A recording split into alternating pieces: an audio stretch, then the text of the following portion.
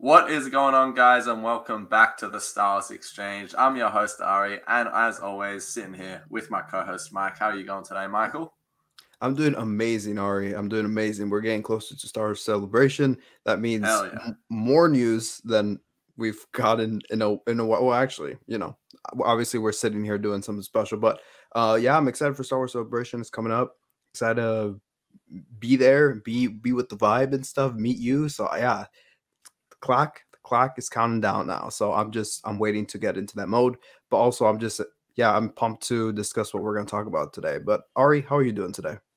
I'm doing great. It's we haven't had the full week off for the podcast because we're doing a special one today because the news dropped. It was last night for me, this morning for you. Vanity Fair has just dropped their magazine. I don't know how these magazine things works, but big article all about Star Wars. The issue is called "The Rebellion Will Be Televised," and yeah, we have an absolutely stacked episode today because this article was just chock full of news, just talking about everything and some actual genuine news, not just quotes from Hayden Christensen and Ewan McGregor talking about how much they're excited about to be back for Kenobi, even though they did actually do a bit of that. There's some genuine news. Don't get me wrong. I love a good Ewan McGregor or Hayden Christensen quote. But yeah, there's some serious stuff they talked about. And I mean, yeah, they covered Obi-Wan. They covered Andor, Ahsoka, Jon Watts, the films. Ahsoka. I mean, Alden Ehrenreich. Not in the best manner, but he was mentioned as well. So yeah, I mean, let's just get stuck into it, really. Let's start with Jon Watts. They've just pretty much confirmed we've got another series coming. We've already got about 15 that have been said that are coming sometime soon, but here's just another one that they've thrown out. So for those that don't know, Jon Watts directed the Spider-Man trilogy, the Tom Holland one, and he is going to be helming his own Disney Plus series.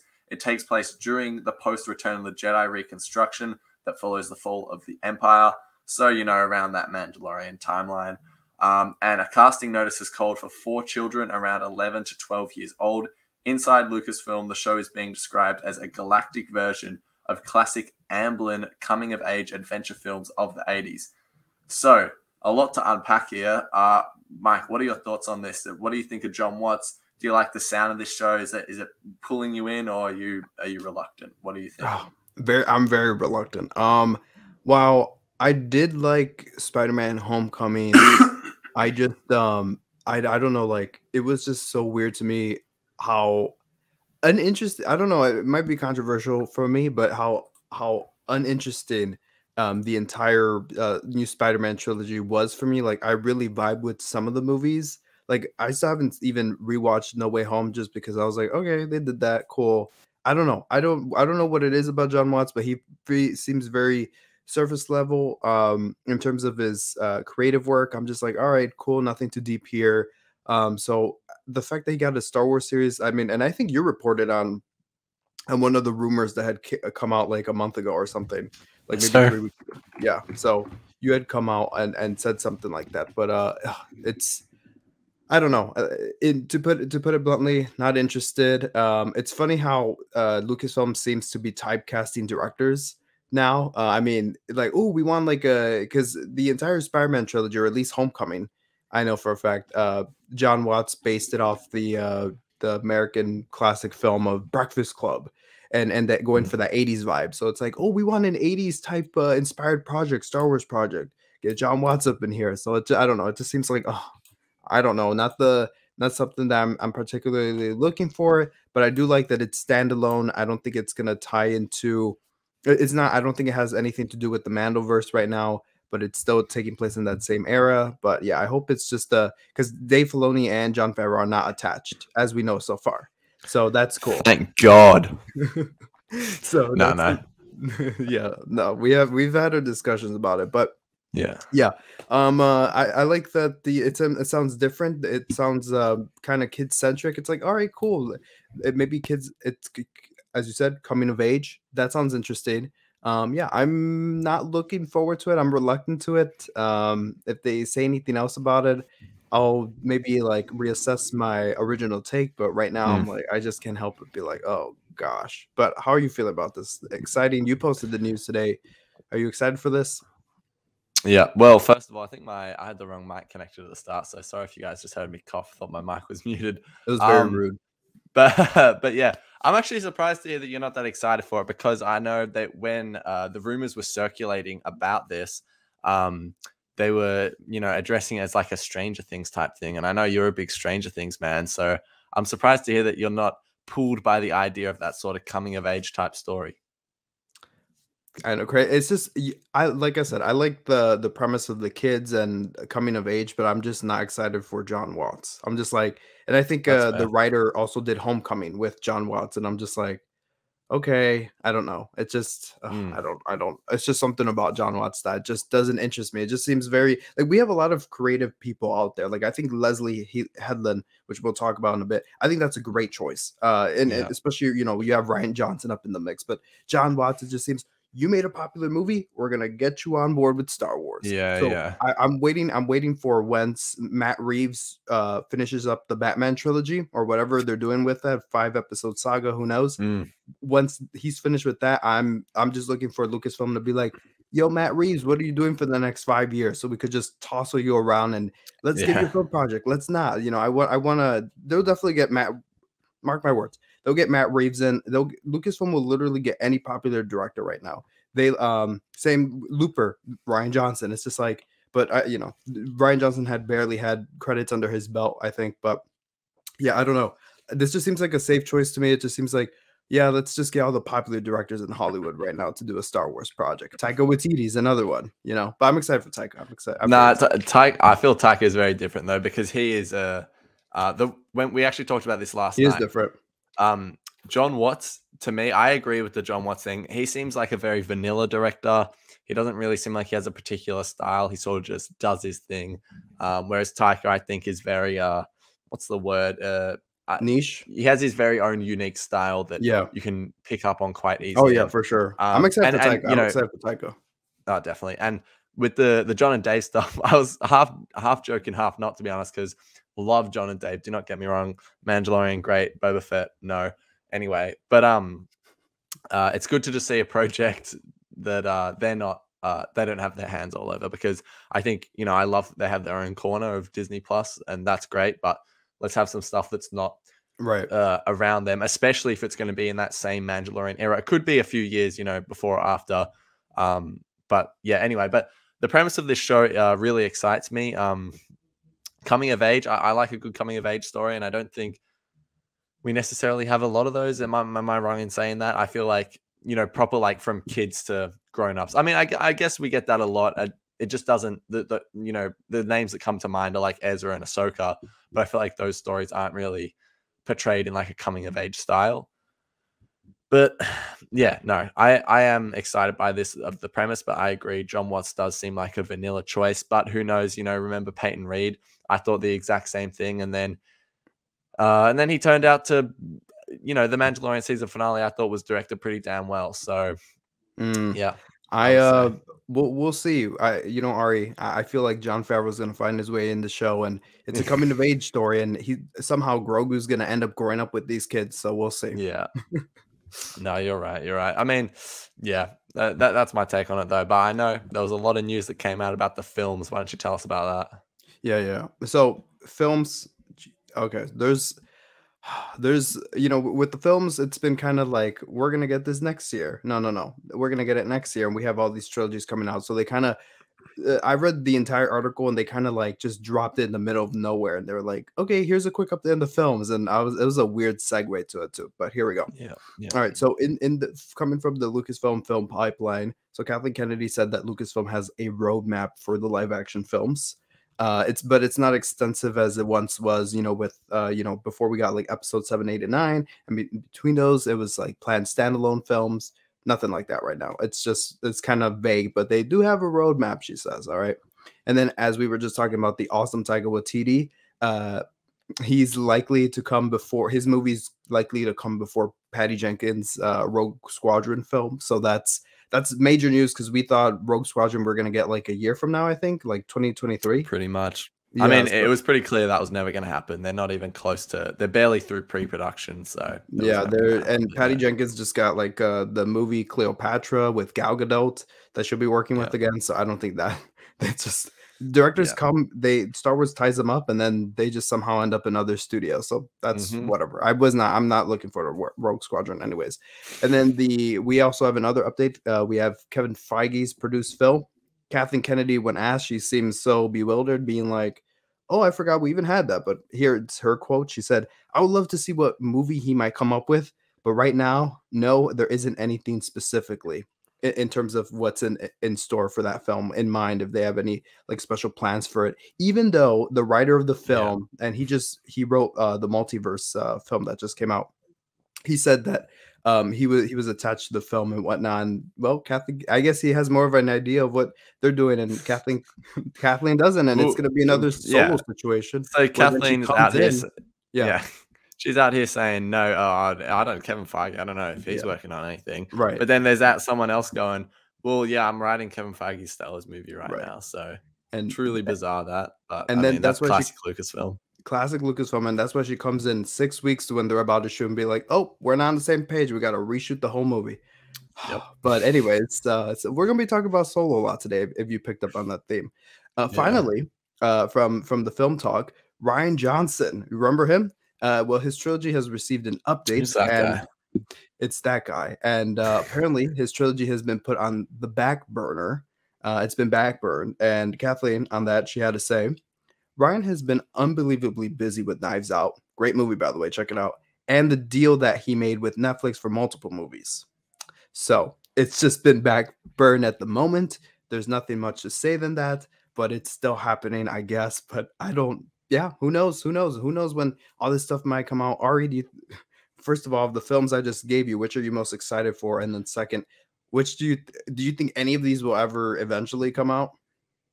No, none of them are going to come out. Yeah. No, I mean, who knows? I don't know. I really don't know. Rogue Squadron, who knows? Ryan Johnson, who knows? Taika, I think, will happen. I think that's the only one right now that they have a solid idea of. And, you know, I see a lot of people talk about this. A lot of directors with like very clear sort of stylistic consistencies that differ from the norm usually don't work out well with these big studios like Marvel and Lucasfilm. Because they're so unique. However, Taika, I feel like, has learned how to navigate them, and that's why he's been able to direct movies like Thor Ragnarok and I think Thor 4 coming out later this year. So I can see him being able to navigate Lucasfilm well enough to sort of get what he wants, but also please them with whatever stuff that is needed for the film, because that's why I think we're always seeing Lucasfilm just part ways with these directors for creative differences, is because Lucasfilm aren't creative and the directors are, to put it bluntly. Like, I know there's a lot, that's a very black and white way of looking at it, but I think there's a bit of truth to that. Anyway, so Taika Waititi, yeah, look, if you're telling me now that he's going to direct the next Star Wars movie that's going to come out, great, can't wait. I think Taika's fantastic, and I think he's going to bring a very fresh perspective to Star Wars. His Mandalorian episodes I thought were great. But yeah, and then the Kevin Feige thing, I mean, once again, it just doesn't really interest me that much until I hear a bit more about it, besides the fact that he's a part of it and the multiverse writer is. I haven't even seen Doctor Strange, if I'm going to be completely honest. So that sort of it doesn't do a lot for me. I'll go watch it when I'm over in the States. But I haven't seen it either.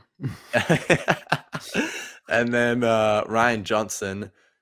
Yeah, I mean, I was looking forward to his trilogy because once again, I think he has, you know, stylistic consistencies that do differ from the norm once again, which is why Last Jedi probably, you know, is so contentious, because it's so different. I'm not going to portray my opinion on it. I don't really feel strongly either way. Oh no, but another boo moment. But yeah, I mean, I was excited to see what he has, and it looks like if we do get anything from him, it's not going to come out for years.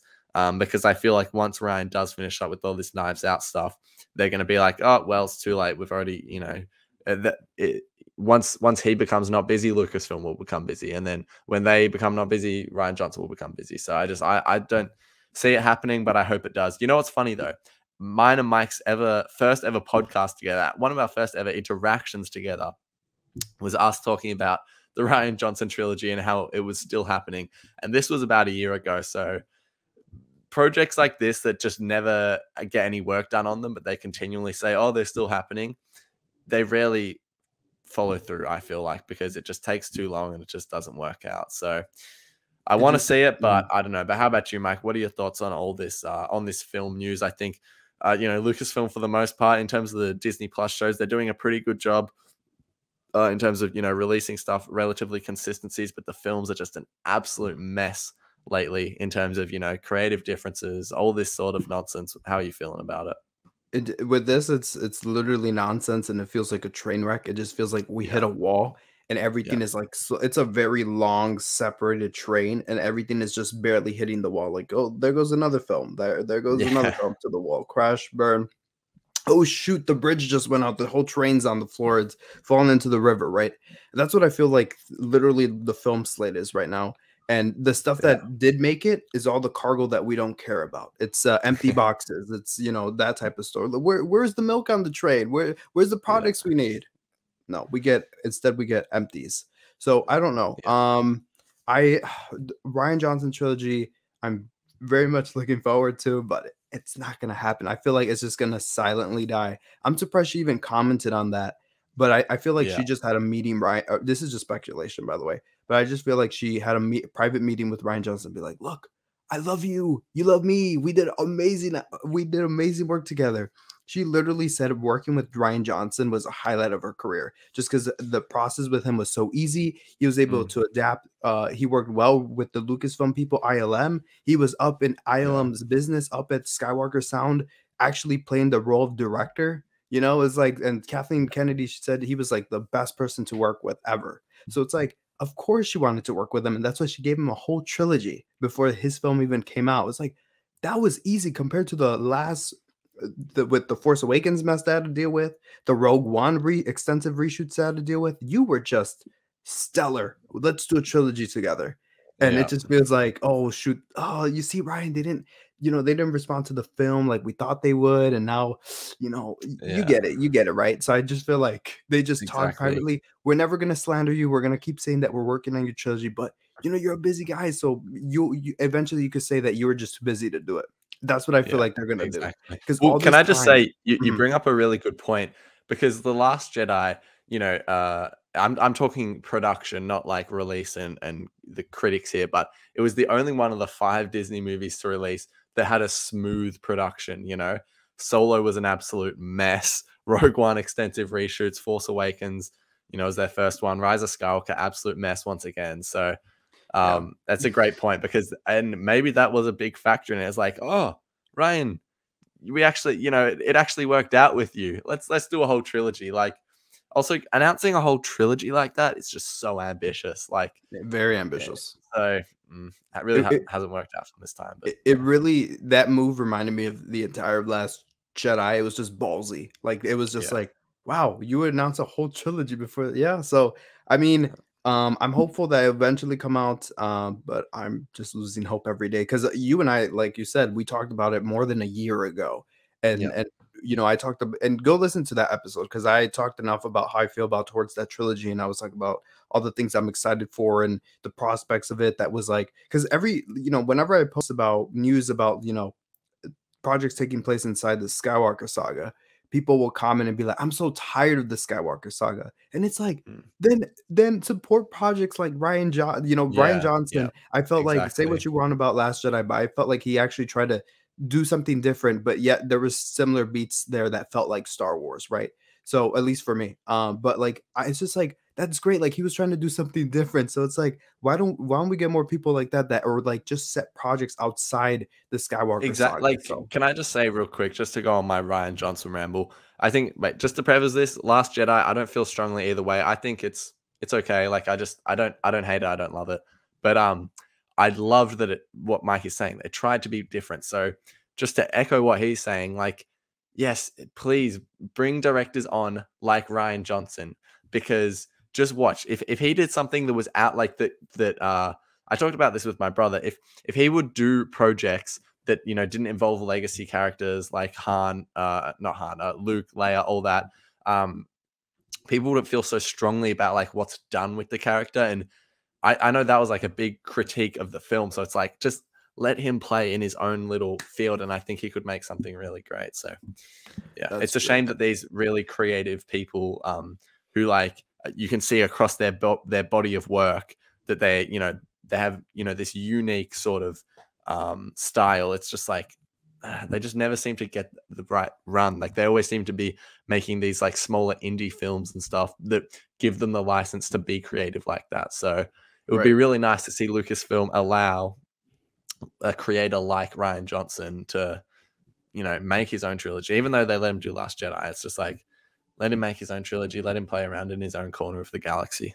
Yeah, exactly. And yeah, that's our say on that. Because yeah, and to cap it off, Taika Waititi, very much looking forward to his movie. I feel like he's another one of those creative people that he could make it so different. Because when I watched Thor Ragnarok, I was just like, didn't care for the Thor franchise, but I was like wanting to get into. I heard that there was like some cool teases up to Infinity War for that. By the way, Infinity War, we'll be talking about that later.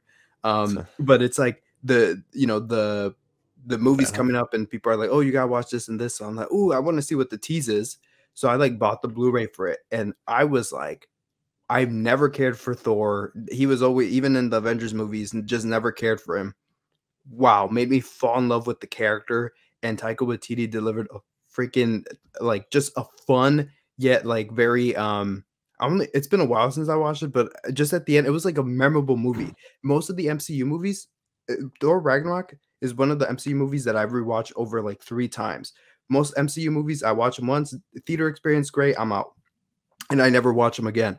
Thor Ragnarok, I constantly go back to from time to time, and I'm like, holy, like it's just good. So I want more of that stuff. And Taika, we're excited for what you got in store for us. Definitely. And yeah, so moving on now to Andor.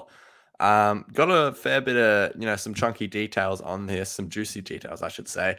The series is confirmed to release in late summer, so hopefully around that August time we should be looking at. And the series, will obviously focus on Mon Mothma. We got we already knew this, but we actually got a first look at Mon Mothma and Cassian, which was very cool. And so the series begins with the destruction of Andor's birth world, then follows him into adulthood when he realized he can't run forever, obviously joining the rebellion. We know that. But Diego Luna describes Andor as a refugee story with desperate people fleeing the Empire at the full force of its power. It's the journey of a migrant, he says. The feeling of having to move is behind this story very profoundly and very strong. That shapes you as a person. It defines you in many ways and what you are willing to do. And Tony Gilroy also shared some details about the series, saying that this guy gave his life for the galaxy, right? I mean, he consciously, soberly, without vanity or recognition, sacrificed himself.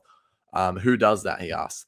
That's what this first season is about. It's about him being really revolution averse and cynical and lost and kind of a mess. His adopted home will become the base of our whole first season, and we watch that place become radicalized. Then we see another planet that's completely taken apart in a colonial kind of way. The Empire is expanding rapidly.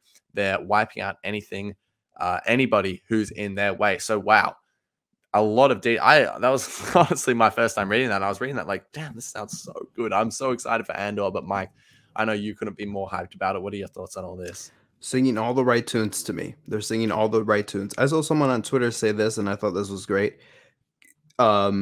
Diego Luna, he's nailing the heart of this series, right? He's the emotion aspect of it, right? The refugee story. Like, oh my God, that speaks to what's a lot of things going on in the world right now. And also just in general, like that. Yeah, that's a heartwarming story. Okay, cool. It's a refugee story. Let's hear about it. And then Tony Gilroy, who penned who helped put together the extensive Rogue One reshoots that we were alluding to earlier. He's nailing the characterization of Cassian Andor so well, where it's like he's cynical, he's this, and it's like you're leading us up to the point where into his awesome introduction, where still many people we gush about this scene all the time, but there's still so many people that are like, oh yeah, that Cassian guy, the way he was introduced in the movie and like shot the dude dead, like right on the spot. It's like this is a different guy. this is a different breed of Rebel Alliance, right? So I love that we're going actually back and we're telling this story of like how he got to that point and learning that, you know, like I said, they're singing all the right tunes about Cassian. I'm very interested about his home world, what's going on there, what happened, and he was a separatist during the Clone Wars, him and his family. So I wonder if that's going to play into the story that they have for us. So yeah, I'm like I said, they're singing all the right tunes. I read this and was like, oh man, this is so good. And like I said, Diego saying it's the journey of a migrant. Perfect. Like I said, they just captured that Twitter person on Twitter said they're nailing the absolute characterization of casting here and the emotion. They're bringing all the emotion to us. So I'm loving this. It's I really hope it premieres in August for sure. They said late summer, so I'm hoping that's not September because it depends who you talk to, but people count September as a summer month. Not me. I'm from Chicago. When it's September, it's usually kind of turning into fall. So I'm hoping for that August release. But Ari, you hear this? You're excited for Andor as well. Oh yeah. Big time. What you think? I mean, I just agree with everything you said. They're just saying all the right things, and I cannot wait to see some footage at Celebration because we will get a trailer at Celebration. I can almost guarantee it. I just can't wait to see what this series is going to look like. You know, Tony Gilroy being attached to the project is just perfect, and Diego Luna is just an absolute joy. So I can't wait to see him back on the Star Wars screen. So yeah, this whole premise sounds fantastic, and I can't wait to see it come to life. So yeah, I think we've got some Acolyte news though. So why don't you read that out for us, Mike? Yes, we do. By the way, sorry if you guys watching on YouTube, shout out to you guys. If you guys see me drink a lot of water, I apologize. The other day, Ari and I were talking on FaceTime. I had to text him throughout the entire conversation, just because I couldn't even talk. So we're getting there. But yeah, reminder to drink some water today. All right, so Acolyte.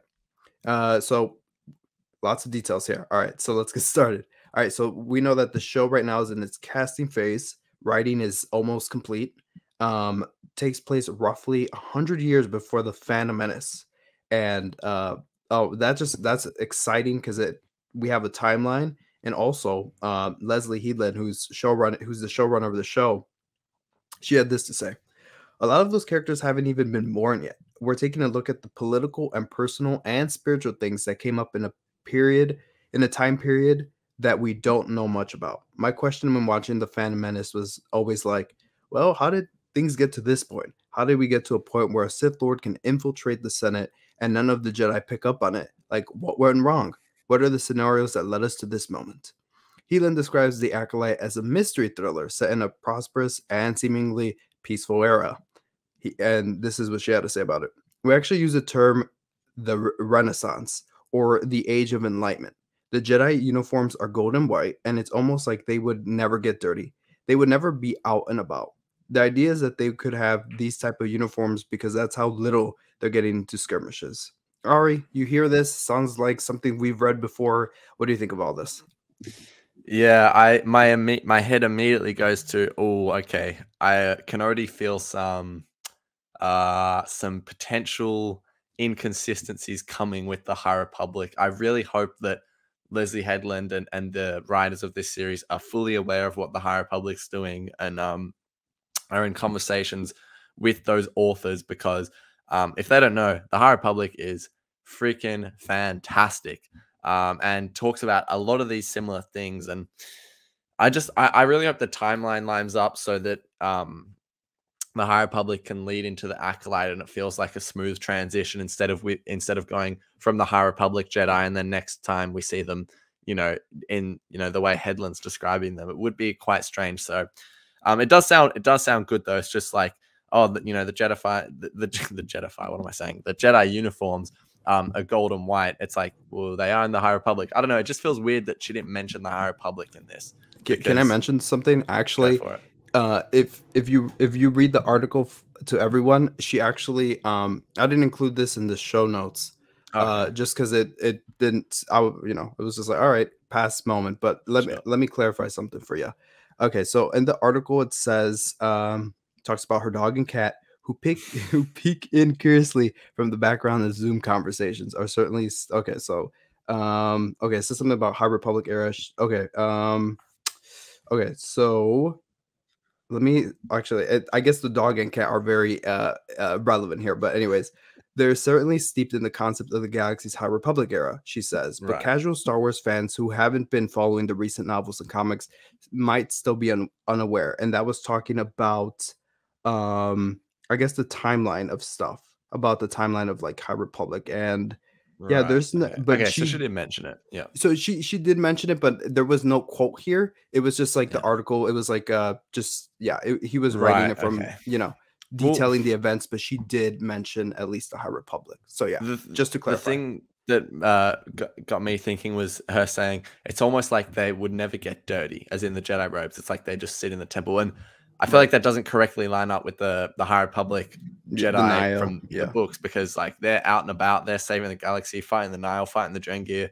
So that's kind of interesting to me. However, like, you know, 100 years before Phantom Menace, and I think High Republic is 200. Am I right in saying that?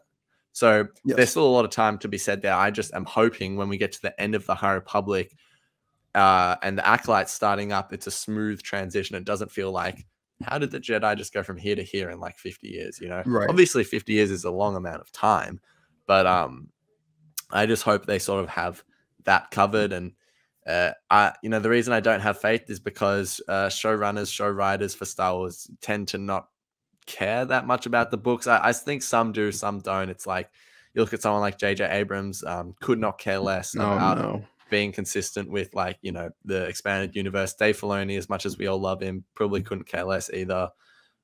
So I just hope we don't have a repeat of that, because the High Republic is really important to a lot of people, including myself and Mike. So I just want to see this story stay true to it, and that's the reason I've just been talking about it for 5 minutes, because I'm so concerned. It's like, but don't forget about the High Republic, right? But you did bring up a good point though, that there is time that they can, you know, there's a little bit of wiggle room where it's like, because we don't think that they're gonna be fighting the Nile for another 100 years and stuff. Like it's gonna it's gonna end, and there'll be some time for sure. So yeah. And but overall, I just would say, the series sounds great. Like mystery thriller set in a prosperous, seemingly peaceful era, peaceful.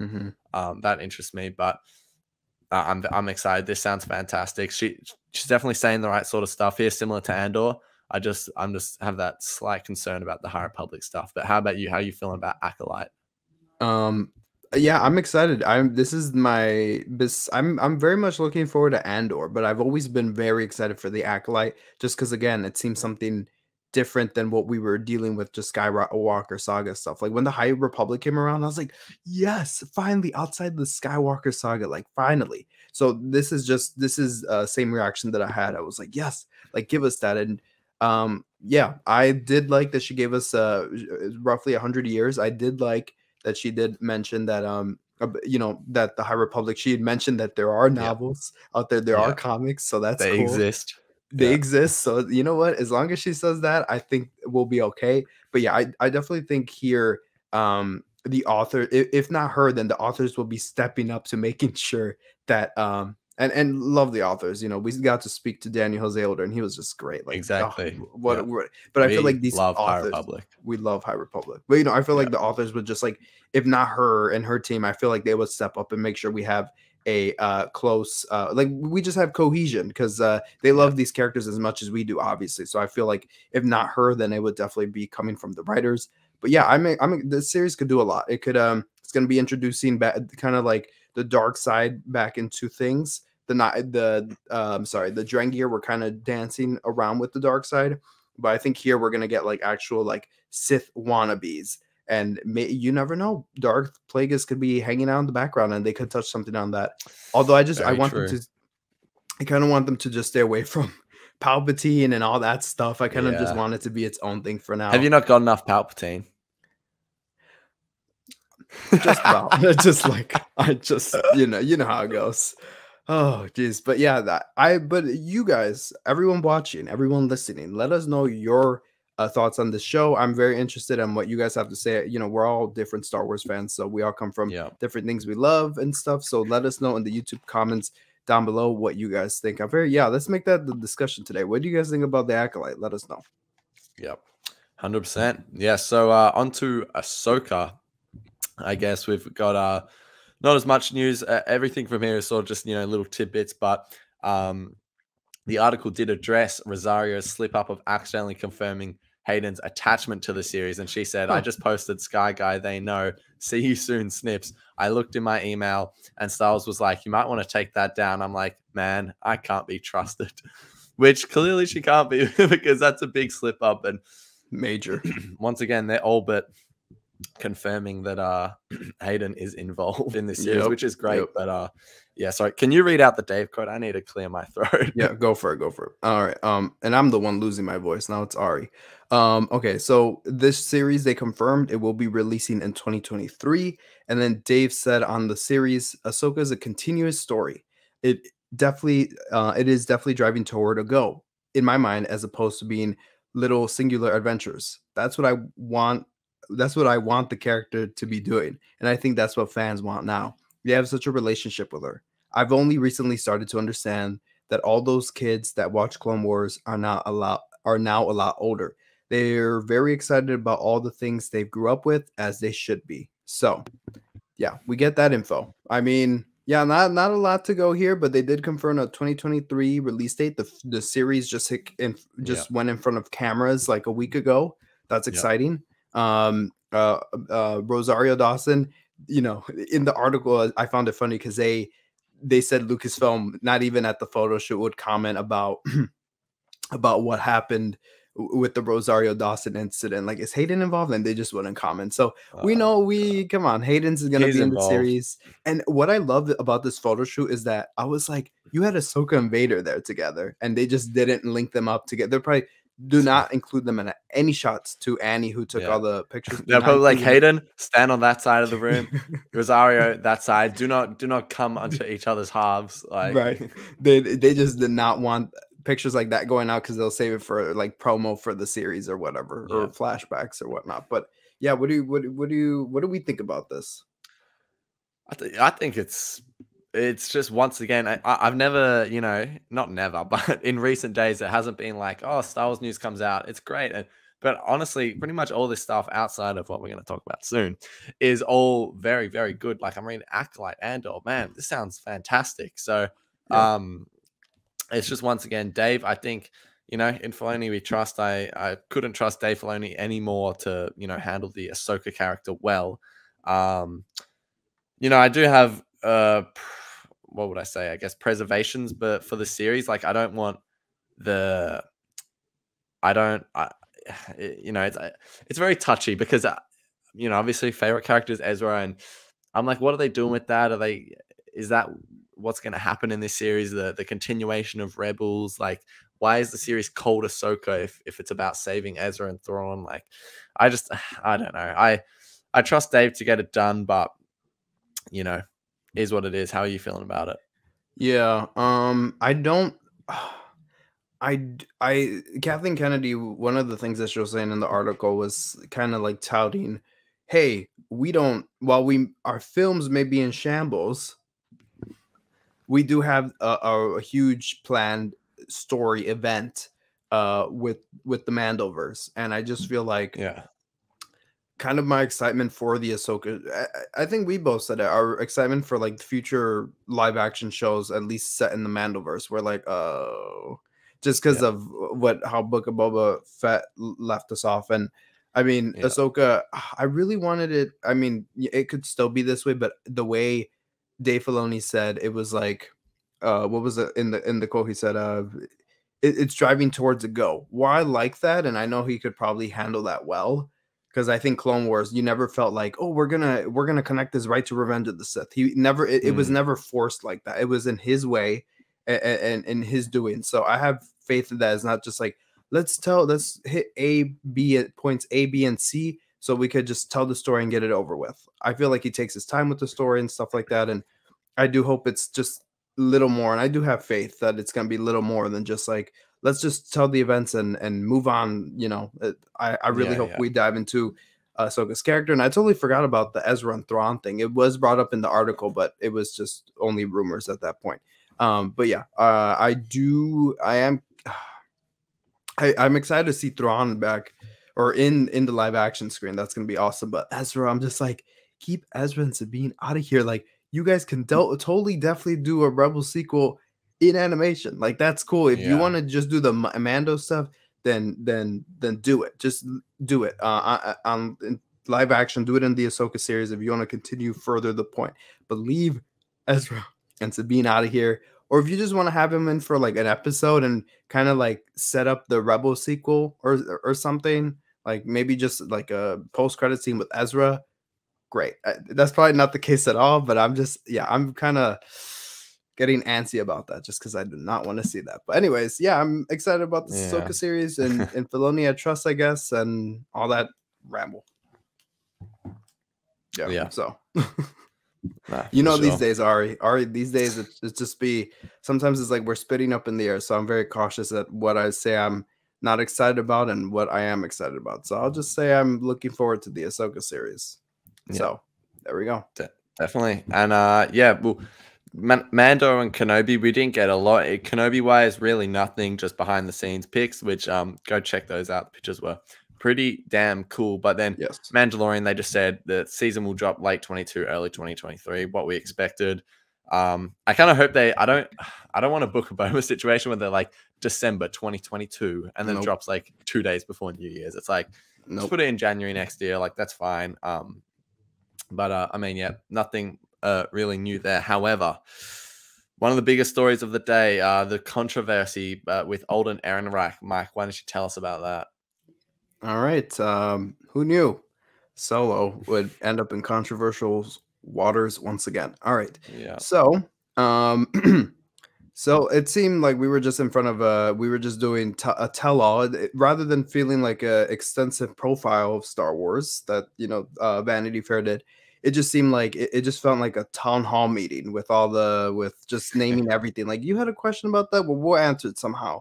So it just felt like a big town hall meeting, and Solo wound up in there. So, Lucasfilm in the article says, or at least Kathleen Kennedy, she said that they won't recast younger versions of classic characters anymore. And in the article, so I'm going to read an article quote now. The 2018 movie Solo explored Han Solo's younger years, with Alden Ehrenreich taking on the role of the smuggler originated by Harrison Ford. The film has its admirers, but it made less at the box office than any other live-action Star Wars movie. Solo swagger may be too singular for another actor to replicate. And on that, Kathleen said, and this is a quote, "There should be moments along the way when you learn things," says Kennedy. Now, it does seem so abundantly clear that we can't do that. Ari, this caused a lot of fuss. It was a very, very chaotic morning. What are your thoughts? I hate to. Here's what I genuinely first thought. I first was like, what? Like, are you serious? And then my second thought was, why does Kathleen Kennedy have to say this? Because I cannot stand the constant slander she receives. People just direct any issues they have towards her, and it's completely ridiculous. And her saying this, like, while it did come out of her mouth, and I'm sure she is a part of the team that has talked about this, this isn't just her decision. This is a lot of people, just to make that clear. However, clearly she is genuinely a part of this decision. So if you want to, be angry about something, it can be this, So it annoys me that this adds fuel to the fire. People being like, oh, Kathleen Kennedy doesn't know what she's doing. Like, I think she does, but this is a clear misstep, because let me tell you something, Lucasfilm. I watched Solo 2 days ago, and Alden Ehrenreich is fantastic. Okay. And I'll die on that hill, because I know I've got plenty of people with me, almost the whole Star Wars fandom. I was reading through the comments of my post when I posted about today. I reckon there was, out of 100, there was about 2 that said, yeah, good, Alden Ehrenreich sucks. The rest were all saying, what is this? He's amazing. And hey, all right, you don't want to recast actors? Okay, well then don't do the Obi-Wan show, because Ewan McGregor is to recast characters. Clearly it doesn't work, right? Clearly it doesn't work. All right, Donald Glover, fantastic Lando. Whoa, Han. Fantastic. Love Donald Glover. But no, I mean, this is just ridiculous. I can't stand the fact that this has been said, because I can't stand the robotic performance of Luke in Book of Boba Fett. Nope. Get that CGI out of here, okay? It's not good enough yet, okay? It's not good enough to hold a performance up. The Mando season 2 finale, since it was just that one scene, okay, fine. But if you're going to use Luke in the future, if they're going to have him prominently in these shows as CGI, I'm going to be seriously angry because it takes away from the show. Recast the character. There's nothing wrong with it. You've done it before with Alden Ehrenreich playing Han Solo, one of the hardest characters in all of film to recreate. But he did it perfectly, and Harrison Ford said so himself. I watched the clip today. Everyone's reposting it. Harrison Ford comes into the room, says, this man was fantastic. I loved what he did. I thought he went about it in a very smart way. Alden Ehrenreich is fantastic. He is seriously fantastic. And oh my God, the headaches this is causing me and everyone else. I cannot believe that this is happened. Because Alden Ehrenreich should be playing Han Solo again. There doesn't need to be a Solo 2, but give him his own series, give him something, because him and, what does this mean? Does this mean for the Lando series we can't have Donald Glover? Is that what you're saying? Because we can't recast characters? And once again, Ewan McGregor, you're saying all this stuff while he's in the room. You recast him. Why can't you do it for Han Solo? To someone, Ewan McGregor is a fantastic Obi-Wan. You know who's a fantastic Han Solo? Alden Ehrenreich, okay? There's been so many. I know, I understand the reluctance. I get it, but come on. It's been done well. If Alden Ehrenreich sucked, sure, okay, be like, well, look, it didn't work out. But he didn't. He was fantastic. So was Donald Glover. Get both of them back. Everyone wants to see them back, okay? What about Matt Lanter? Is he just never allowed to play Anakin ever again? Like, we've recast characters so many times. What about Rosario Dawson? You did it for her. Why can't you do it for Alden Ehrenreich?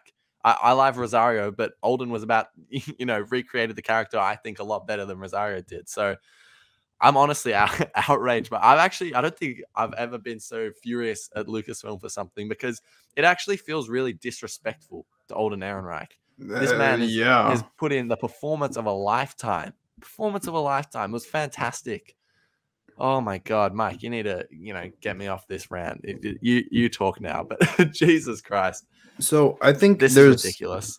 There's key things to take away from this. First of all, Kathleen Kennedy, what are you talking about? How are you equating recasting a popular character to box office? Like that, exactly. And especially in Star Wars, that's just not how it works. Because then if that's the case, then the prequels, the Phantom Menace would have failed. And that's still one of the biggest movies of all time, right? You recasted Obi-Wan. Oh, shoot, Phantom Menace failed. We can't do that. Phantom Menace made so much money. So I think that's a clear, idiotic comment, right? Saying that we learned that we can't do that. So I'm not also thrilled about Kathleen Kennedy throwing her people under the bus when Bob Iger. This is what I miss about Bob Iger. F Bob Chapek. Bob Iger. I feel like this Solo drama has been so they always talk about the box office because the movie bombed. This was the Star Wars movie that lost Lucasfilm money. There's never been a Star Wars movie before, not even Clone Wars, that lost Lucasfilm money. And Solo was the first one. But you know why? Because Kathleen Kennedy was enjoying her job at the beginning. She comes in 6 weeks when they're about to wrap filming, and it's like, oh my God, we're not on the same page. We're not on the same page. Let's redo the movie. You guys are fired. We're going to get Ron Howard to do the job. So they had to basically shoot a movie twice. And when you do that, you expect more money at the box office, I guess. But yeah, didn't even break even for Lucasfilm. And in those circumstances, it was absolutely insane to even believe you were gonna break even. Even if you made almost I don't know, what's a film maybe. No, all the movies crossed $1 billion, but even if you made like 800 million, I think you would barely break even because you would still have to. The theaters get their percentage. Disney gets their percentage. Lucas, it breaks off where you still lose money because you shot 2 movies. All right. And then another thing, I'm trying to keep it cool. What? Oh no, I won't swear. I won't say for other because I know we have young listeners. What was the marketing for this film? Right? Yeah. Go back to the Solo. Wow, it's for Solo, we actually got a Super Bowl trailer. This is gonna be crazy. But there was nothing in the trailers. While I go back and I listen to them, I watch them because they are real. I love the beat to them, and I'm like, oh, the lines are cool. There was nothing more than showing all these stylistic shots, or there was just nothing big teased in those trailers. That's like, okay, I'm gonna go watch a film about a young Solo. Okay, not that interesting, and it didn't sound interesting to any of us until we watched the movie and we're like, wow, this was good. But you just didn't know how to market this movie because you were spending all your money doing Denny's. All my American friends know this. They were dropping so much bucks at Denny's and doing cross promotions with them where they had stylistic Solo menus. But point is, the marketing was just not there. It was crap. And another thing, you go from having Star Wars films released like 2 to 3 years from each other at all if they were doing a trilogy and not 15 years apart, and then you expect the audience members to go, wow, we just had one of our biggest movies, The Last Jedi, come out. Guess what? In 6 months we're gonna have another movie. People are lost. And I'm telling you, if they had a Solo trailer that played in front of Last Jedi, we wouldn't be sitting here talking today about this Han Solo debacle. Star Wars fans would be like, oh my God, there's a new Star Wars movie coming out in May. Star Wars is back in May. Cool. But they just didn't communicate that. And Bob Iger has come out and said, as I was trying to say earlier, Bob Iger came out and said, this was my fault. I'm the one that moved Solo from December up to May. It was my fault. I take credibility. And instead of Kathleen Kennedy being like, oh yeah, it was Bob Iger, I would use him as a scapegoat. He's a boss that came up and stepped forward and said that. She cowers down and she blames Alden Ehrenreich. Apparently it's Alden Ehrenreich's fault. It's all Alden Ehrenreich. And another thing, Infinity War, one of the biggest movies in the world, came out not even a month prior to Solo's release. Everyone was out there watching Infinity War on repeat, and same with Deadpool. And you want to release Solo during a busy time like that? And then still today blame people like Alden Ehrenreich? All of this has made me so upset because it's still, you think you would have learned the lesson. It's like, oh wow, Solo didn't work, but not for the reasons we think. It was not Alden Ehrenreich. It was for all the factors that I've just named. All the factors that I just named. Yeah. So the fact that they genuinely believe that he is the reason it failed. He was the defining factor of why it was successful at all. Like, my God. It sucks because, like, I was crushed to hear that Phil Lord and Chris Miller were moved away from the project just because I've loved what they done, 21 Jump Street, and then we got into the Spider-Verse from them. But like, dude, I was like so on board with Ron Howard, and I mean, I love Solo. Like, it's a really enjoyable, fun movie to me, and I love the themes in it as well. And it just feels, while similar to Star Wars, it feels something different. It feels like we're like you're at, when you're at a party and it like, while you're having fun, it just gets really crowded and hot inside, and you just like go outside for a breath of fresh air, and it's just kind of colder outside, and you're like, oh, I could breathe. That's what Solo felt like to me, where I was like, with Last Jedi, I was having all these confusing thoughts and be like, I want to get out of this saga. And then here comes Solo, where it was just like something really refreshing. I was like, oh, I inhaled that movie. That was so good. You got Chewie in there, you got Solo, and then you still bring in something that Force Awakens didn't do, and Rise of Skywalker. You were paying homage to something George Lucas has done previous, and you paid it off with by bringing like stuff with because George Lucas worked on the Solo movie for a while. Like, this movie had been in development since like 2011 or somewhere along those lines, like, at least script wise. George Lucas was working on it, but obviously it kept churning to a different form. Thing is, he still had his handprints on it, and he even visited the set. So it's like, I don't know. I just it's stupid comments. And if you knew how to market your movie, because we're still to this day, Ari, to this day, we're complaining about we're talking about their crap marketing at Lucasfilm. Like, it's insane.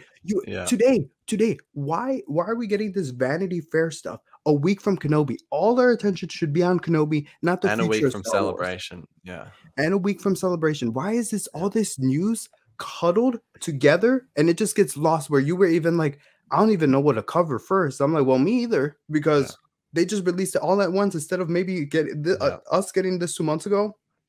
I'm just telling you, it's just a marketing issue that Lucasfilm has. And then apparently now they're blaming their creatives, and Alden Ehrenreich has not had any job opportunities because of the Solo mishap. And Daisy Ridley, after doing the sequels, Jake Lloyd, Hayden Christensen. So it's like, oh wow, are you guys doing that to Alden now? So I'm just, and what pains me is that you brought up the Harrison Ford stuff, and Harrison Ford was in love with Alden Ehrenreich. Like, you are perfect. Like, this is awesome. This is great. Yeah. And then you guys just throw him under the bus. Oh yeah, you know how Harrison? Yeah, it's Harrison Ford. We're not listening to him anymore.